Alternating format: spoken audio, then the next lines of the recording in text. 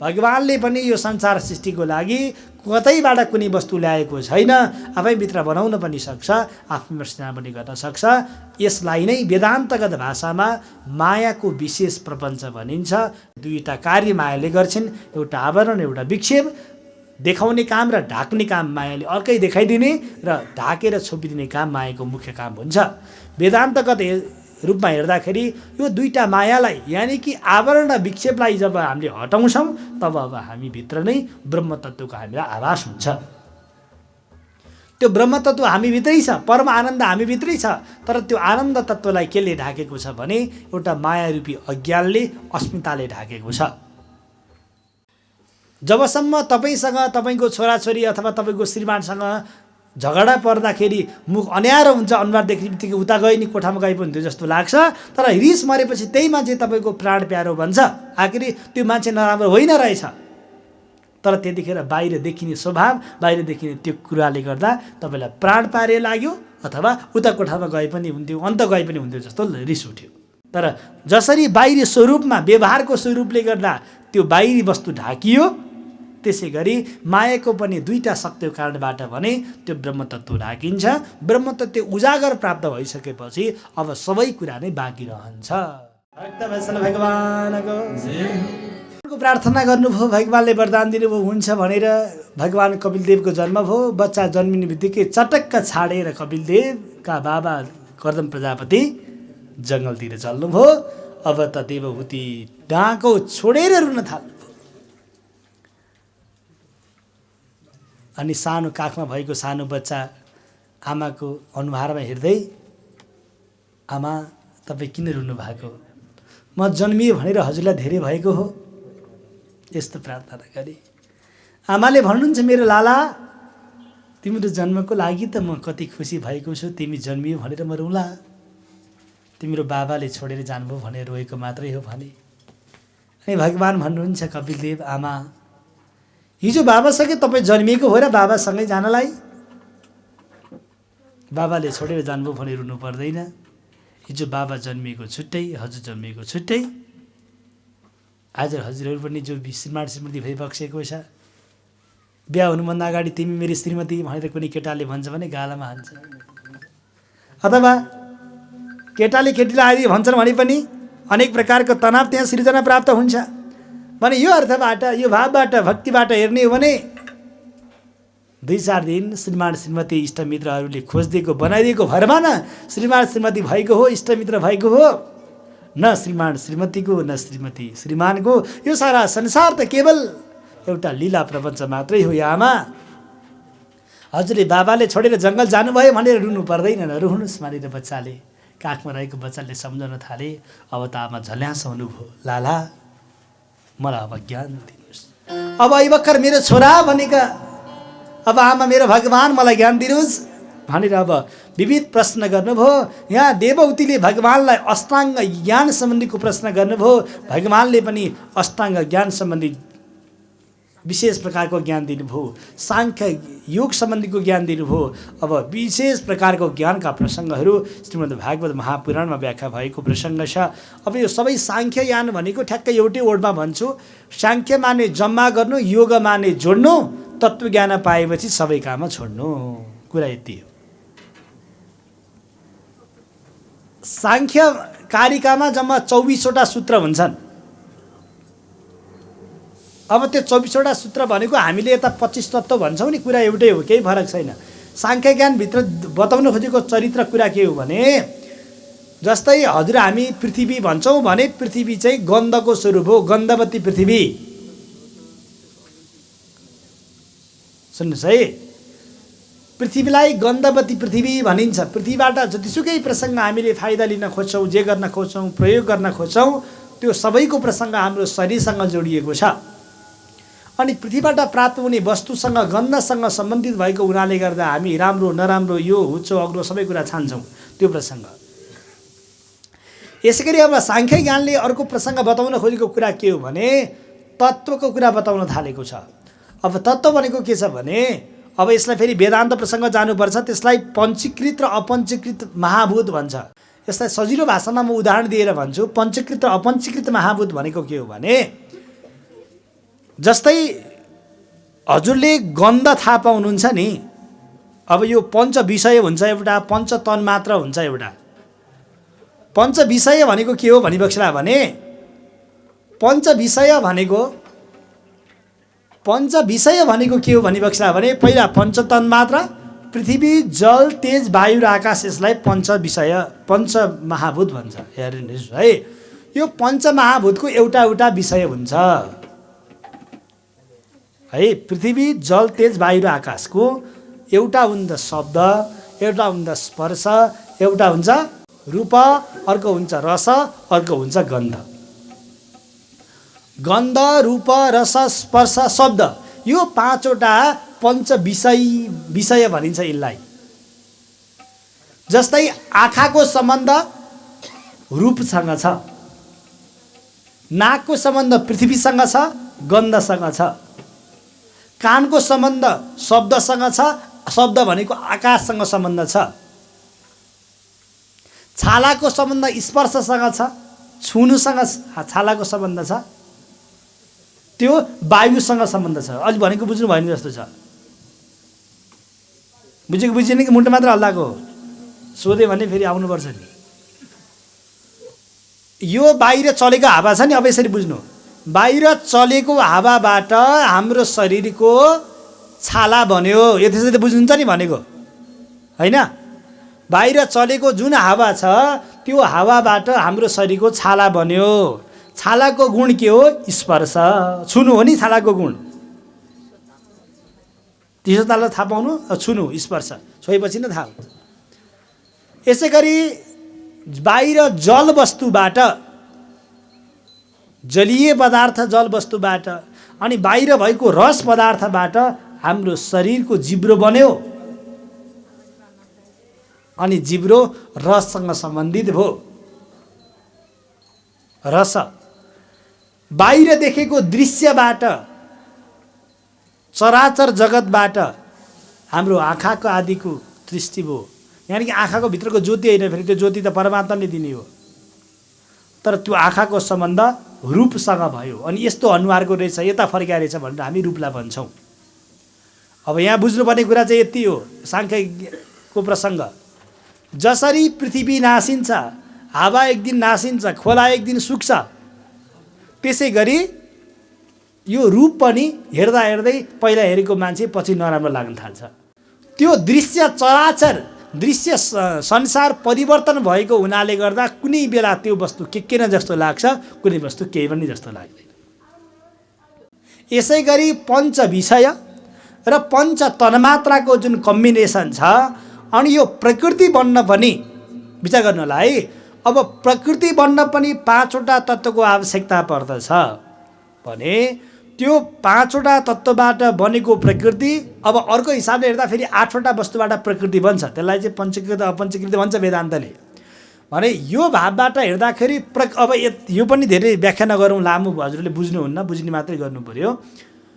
यति मात्रै कुरा के हो भने प्रकृति पनि नाशवान छ, तर त्यो प्रकृतिलाई सनातन हिसाबबाट हेर्ने हो भने माया स्वरूपबाट प्रकृति सृष्टि भएको हुनाले प्रकृतिका आउने जीवहरू जाने आउने चलिरहन्छन्। जबसम्म भगवानको लीला रहन्छ तबसम्म प्रकृतिको आवश्यकता पर्छ। तर अर्को भावबाट हेर्ने हो भने प्रकृति नाशवान छन्, एउटा बाँकी रहेको भनेको ईश्वर मात्रै हो। माया नाश भइसकेपछि मायाबाटै सृजित भएको प्रकृति पनि नाशवान हुन्छ। महतत्त्वबाटै सृष्टि भएको हो यो संसार। अझ माथिको कुरा गर्नुहुन्छ भने संसारको सृष्टि भनेको अहङ्कारबाट मात्रै हुन्छ। संसारको सृष्टि नै अहङ्कारबाट हुन्छ। अहङ्कार नभई सृष्टि हुँदैन। फेरि प्रश्न गर्नु होला, म सत्ता लगाउँछु, म पूजा लगाउँछु भन्नेमा नि त अहङ्कार हुन्छ गुरु भन्नु होला। फेरि त्यो एउटा अहङ्कारै हो। फेरि म सत्ता लगाउँछु, पूजा लगाउँछु, मन्दिर जान्छु भन्ने नि त अहङ्कार हुन्छ नि। तर त्यो अहङ्कार कस्तो अहङ्कार हो? सत्य गुणात्मक अहङ्कार हो। त्यो अहङ्कारले हामीलाई फाइदा पुर्छ, बेफाइदा गर्दैन। त यस्तो भए पनि हुन्थ्यो भन्ने तमगुणात्मक अहङ्कार हो, त्यसले बेफाइदा गर्छ। अब यसलाई पनि म त्यो सबै अध्यायलाई एउटै श्लोकमा भनिदिन्छु। मनले दुईटा काम गर्छ, सङ्कल्प र विकल्प। सङ्कल्प भनेको यस्तो गर्छु, विकल्प म गर्दिनँ, नगर्न पाए पनि हुन्थ्यो भने। मनले दुईटा काम गर्छ, म गरौँ भन्छ, कहिले गरिँदै गर्दिनँ भन्छ। मनले दुईटा काम, सङ्कल्प विकल्प।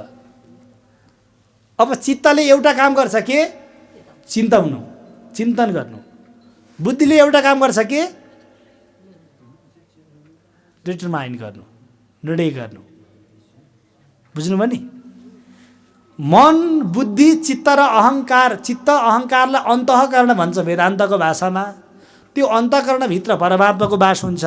जब अन्तःकरण शुद्ध हुँदैन तबसम्म परमात्मा प्राप्त हुँदैन। यसकारण अन्तःकरण शुद्धिका लागि नै धर्मशास्त्रले विधि विधानहरू व्याख्या गरेका छन्, विधान गरेका छन्। संसारको सृष्टि भयो भन्ने प्रसङ्ग माता देवहूतिलाई भगवान् कपिलदेवले व्याख्या गर्नुभयो। अनि भगवान् कपिलदेव भन्नुहुन्छ, आमा यो सारा संसारको सृष्टि त एक दिन मेरो हातमा चलेको हुन्छ।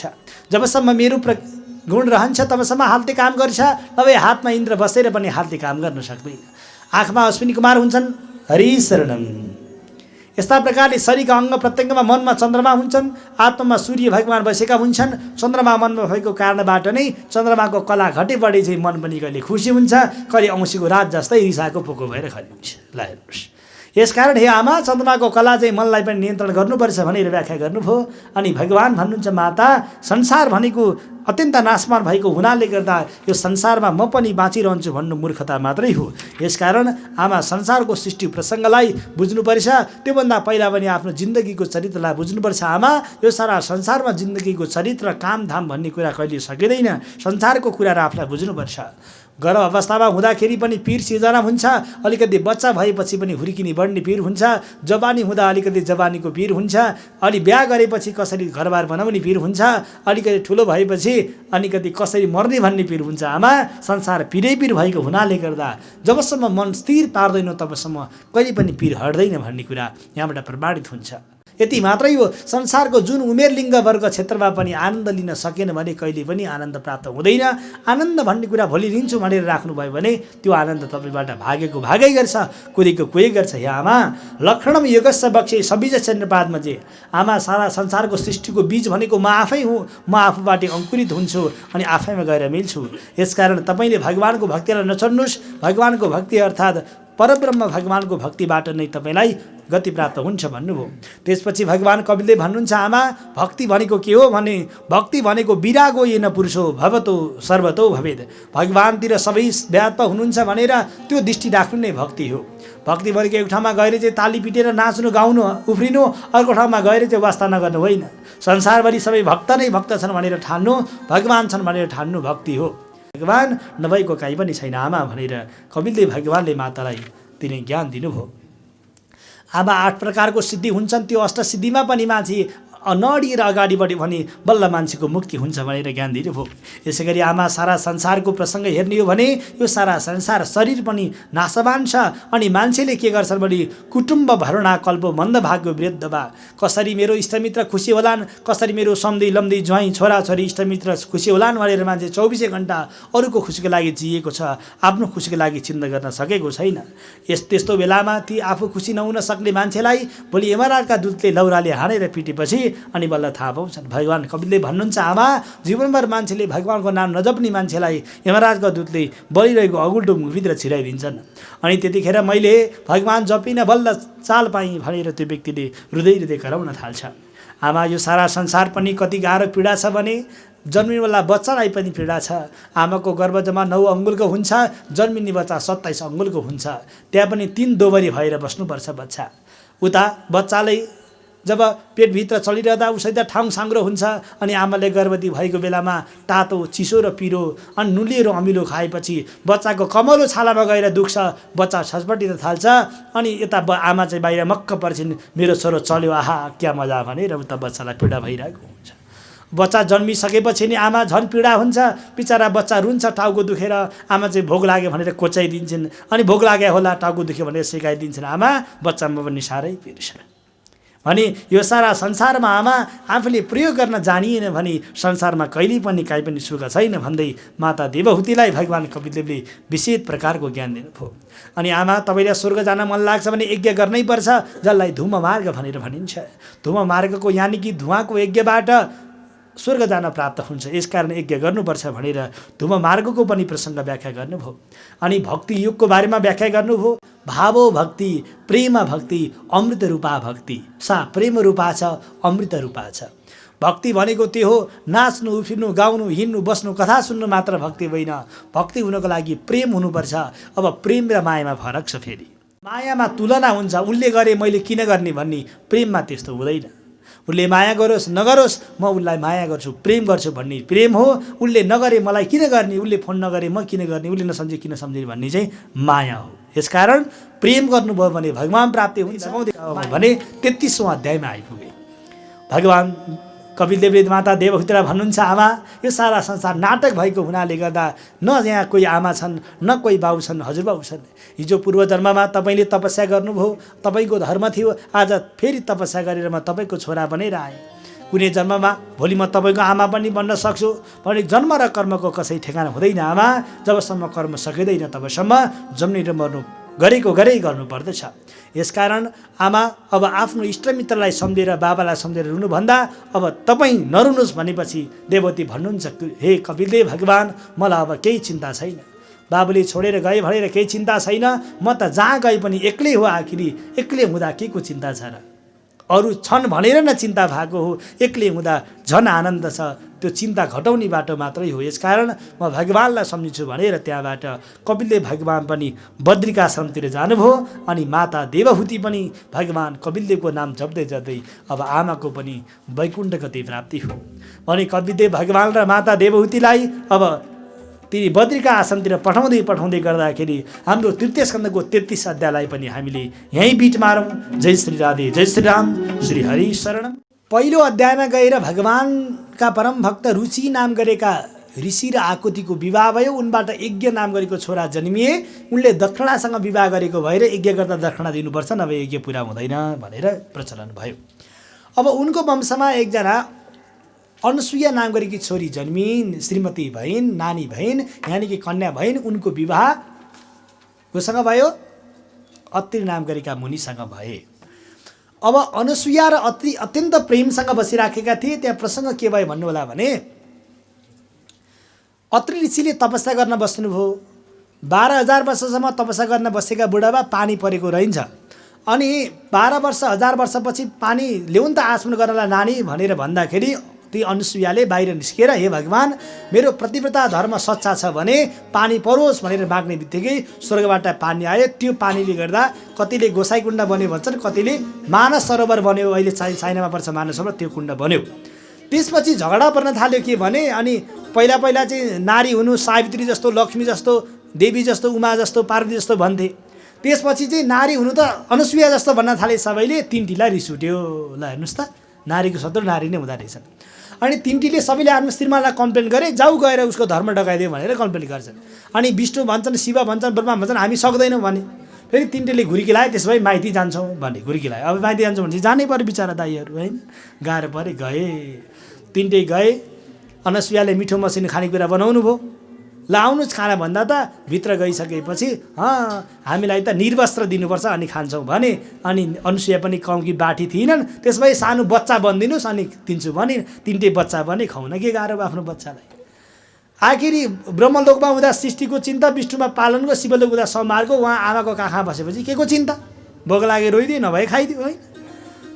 आज आउँछन् छैन, भोलि आउँछ छैन, आउँदै तिनटै श्रीमानहरू माथिबाट हेर्दा त मस्त सुतिराखेका कोक्रोमा। ल हेर्नुहोस् अनुसुयाको घरमा तिनटीले गएर बोलाए, लौन आउनुहोस्। आमालाई नबोलाइकन आउँदैन भनेर गएर तिनटीले गएर हात जोडे, आमा हाम्रो करले श्रीमान आएका हुन्, हामीलाई माफ गर्नुहोस् भन्दाखेरि ल ठिकै छ पठाउँछु। एउटा रूप चाहिन्छ भनेपछि ब्रह्माको रूपबाट चन्द्रमा, विष्णुको रूपबाट दत्तात्रेय, शिवजीको रूपबाट दुर्वासा नाम गरेका छोरा भए उनको कुलमा।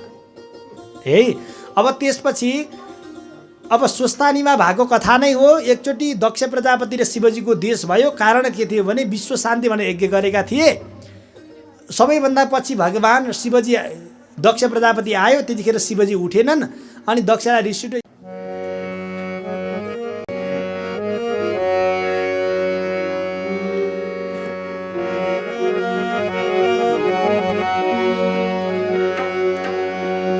सबै उठे शिवजी उठेनन्, सबै उठे शिवजी उठेनन्, दर्शन प्रणाम केही पनि गरेनन्, दर्शन प्रणाम केही पनि गरेनन्।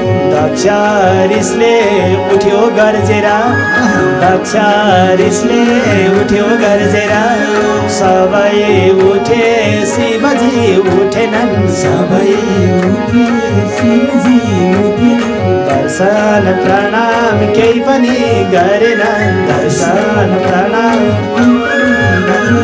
दक्ष रिसले उठ्यो गर्जेरा, दक्ष रिसले उठ्यो गर्जेरा।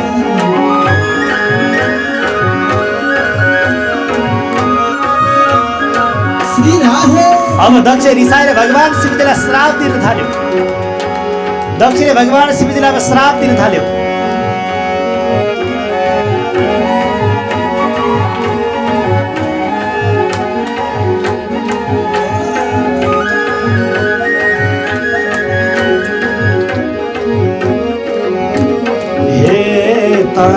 शिव मौसममा बस्दछ, शिव मौसममा बस्दछ, विष भाग खरानी धस्दछ, विष भाग खरानी घस्दछ। देवता साथमा खान नपाए, देवता साथमा खान नपाए, हरि देवता साथमा खान नपाए, देवता साथमा खान नपाए, हरि देवता साथमा खान नपाए, देवता साथमा खान नपाए। भक्तवत्सल भगवानको यस्ता प्रकारले श्राप पर्यो। देवता साथमा खान नपाए भने कतिले हाँस्न थाले, कराउन थाले। त्यही बेलामा अनेक प्रकारबाट अब श्राप पर्न थालेपछि त्यहाँबाट भगवान शिवजी हाँसेर बस्नुभयो। अब पछि हुँदै हुँदै गयो। दक्षले यज्ञ गरे, शिवजीलाई बोलाएनन्। माता सती आउनुभयो आफ्नो माइत। यहाँ शिवजीले पार्वतीले के भनेकी छिन्, भगवान मेरो माइती नगई पनि, हजुरको ससुराली नगई पनि मेरो माइती त जानुहोस्, मेरो ससुरालीमा यज्ञ भइरहेको छ, मलाई बाबा आमाको यज्ञ हेर्न मन नलाग्ने, मेरो बाबा आमाले बोलाउन बिर्सेछन्, अनेक त्यति गर्दा शिवजी जानु भएन। सतीदेवीले हाम फालेर मरिन् भनेर लेखाएको छैन भागवतमा। यति लेखाएको छ कि स्थान कोटमा गएर शिव सम्झेर मरिन् भनेर चाहिँ लेखाएको छ।